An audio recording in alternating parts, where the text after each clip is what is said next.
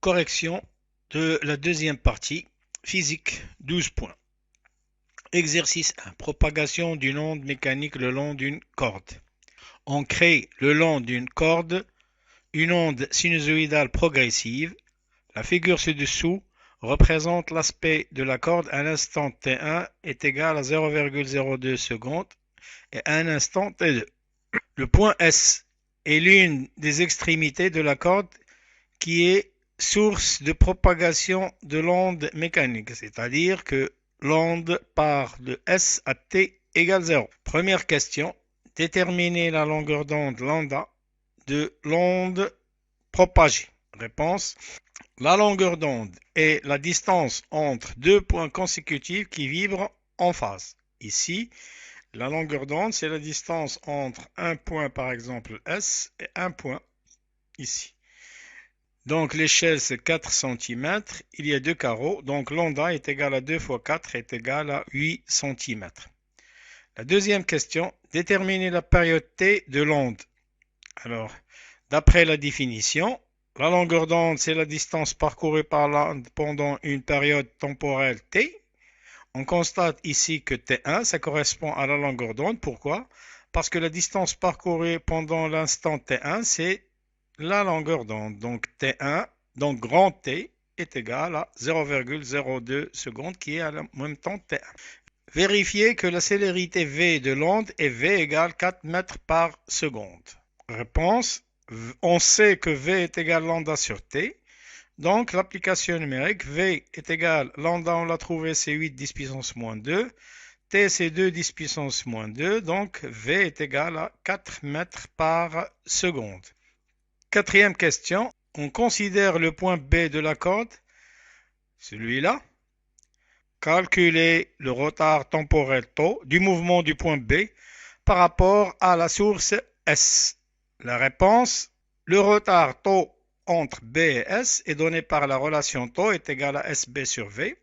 Graphiquement, SB c'est 3 fois lambda sur 2. Lambda égale 8 fois 3 divisé par 2, ça fait 12 cm. Donc τ est égal à 12 10 puissance moins 2 pour la convertir en mètres sur 4 qui est égal à 3 10 puissance moins 2. L'exercice 2. Propagation d'une onde sonore. Un haut-parleur S émet un son de fréquence grand N. Ce son est capté par un microphone grand M situé à une distance D de S. On relie le haut-parleur S et le microphone M à un oscilloscope. La figure 1 donne l'oscillogramme obtenu. Alors, on vous donne la célérité de son dans l'air qui est égale à 340 mètres par seconde. La première question, l'onde sonore est-elle longitudinale ou transversale? Réponse, la direction de propagation de l'onde sonore est parallèle à la direction de perturbation. Donc, l'onde sonore est longitudinale.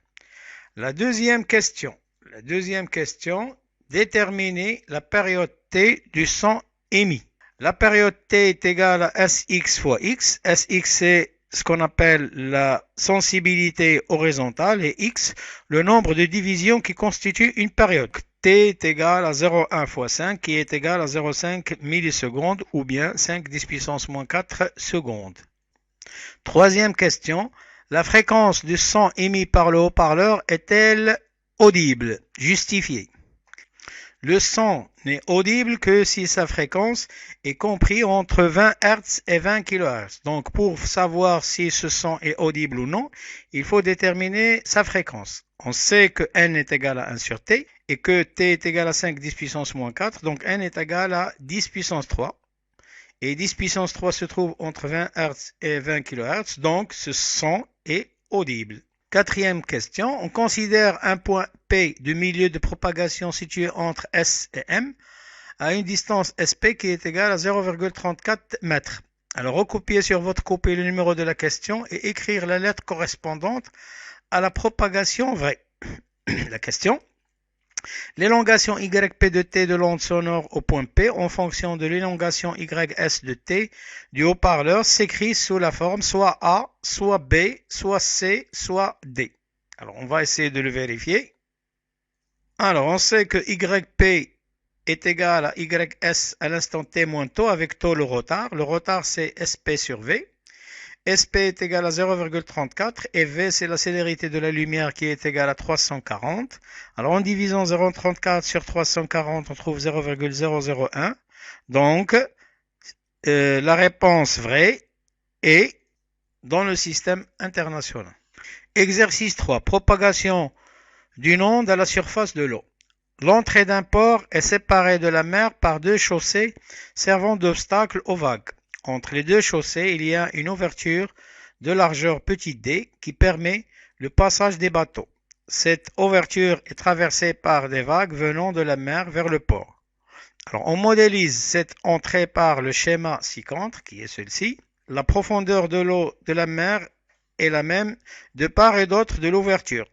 Les vagues sont assimilées à des ondes mécaniques rectilignes progressives et périodiques de longueur d'onde lambda et de célérité V1 est égale à 5 mètres par seconde. Une fois que les vagues traversent l'ouverture, on observe un phénomène de diffraction dont l'onde incident est représentée, vue de dessus, dans le schéma ci-contre. Première question. Donnez la définition de la longueur d'onde. La longueur d'onde est la distance parcourue par l'onde pendant une période temporelle t. Il y a deux définitions. Deuxième question. L'onde représentant les vagues est-elle une onde mécanique transversale ou longitudinale justifiée? La réponse. La direction de la propagation est perpendiculaire à la direction de la perturbation, donc l'onde des vagues est transversale. Troisième question. Représentez sur votre copie un schéma simplifié de l'onde diffractée, sachant que D est inférieur à lambda. Réponse. Le phénomène de diffraction n'est visible que si D est inférieur à lambda. Donc, l'onde incident arrive à l'obstacle qui contient une ouverture de distance A, donne des ondes diffractées de même longueur d'onde et de même vitesse et de même période. Quatrième question, déterminer la période temporelle de l'onde incidente et celle de l'onde diffractée.